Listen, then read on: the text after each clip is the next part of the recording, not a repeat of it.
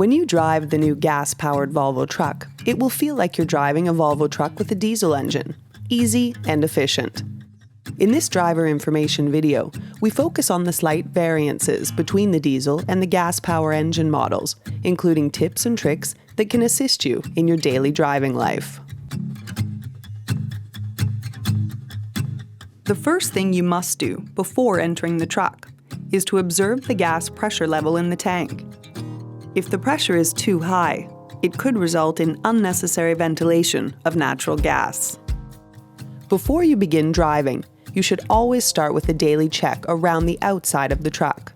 This is an essential safety measure to discover gas leaks and any other potential damage to the truck or gas fuel system. Start the engine normally. The gas-powered motor needs slightly longer to get started than a diesel engine. The coolant must reach operating temperature before the engine can operate at full power. At very low temperatures, the engine will only run on diesel fuel. In this situation, the LNG meter will appear dimmed when you start the engine for driving. Avoid high rev idling. It will result in delayed warm-up time instead of getting the system to operating temperature. If the gear shift is moved from the neutral position during warm-up, the display will show this message: LNG system startup, torque reduced. Light, low torque shifting can be carried out during warm-up. When the engine reaches operating temperature, it can deliver full power, which is indicated in the level meter intensity.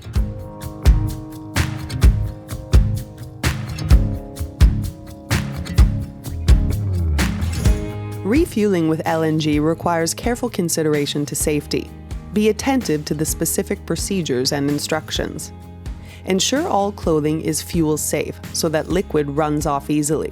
For example, trouser legs are outside boots and pockets are closed. Safety equipment must be used when refueling and other instances that can cause direct contact with valves or pipelines. The liquefied gas is stored at temperatures below minus 140 degrees Celsius.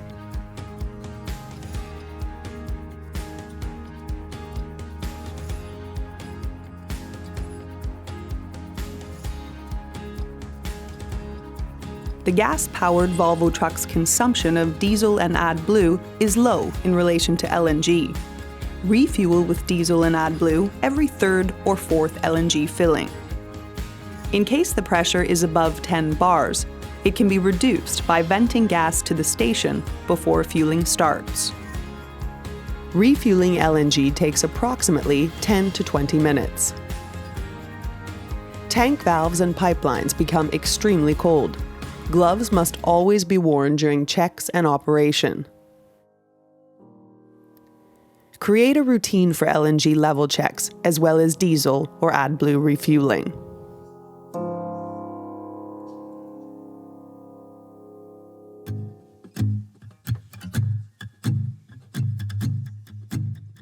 The truck must always be parked outdoors. If the truck is not used for a few days, the pressure in the tank increases by 1 to 2 bars per day. The pressure in the LNG tank is directly related to the temperature of the fuel. The gas pressure planning table can be used to determine the amount of time before an unwanted safety ventilation of natural gas will occur through the ventilation pipe. This information can be found in the driver handbook.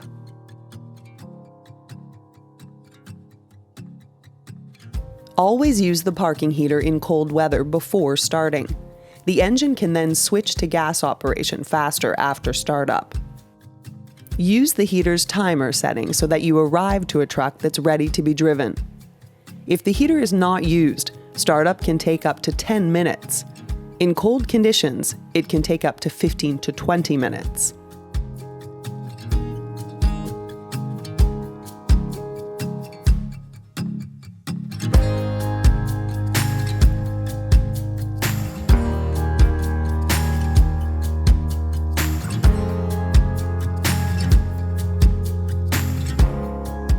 In the event of a defect in the gas system, the engine will automatically switch to diesel operation, and power is reduced considerably. In addition, Engine speed is limited to 1300 RPM, while the vehicle's speed is capped to 20 kilometers an hour, following the first engine stop.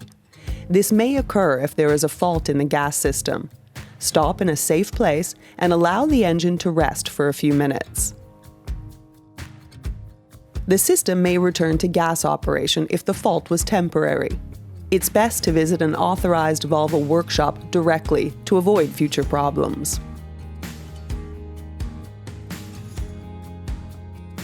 To conclude, plan your driving to maximize the use of the truck after refueling it, and avoid venting into the atmosphere to save the environment. We hope this information has provided you with a clearer understanding on how to use and drive the gas-powered Volvo trucks. For further information, we recommend you to take a look at the driver handbook made specifically for your truck.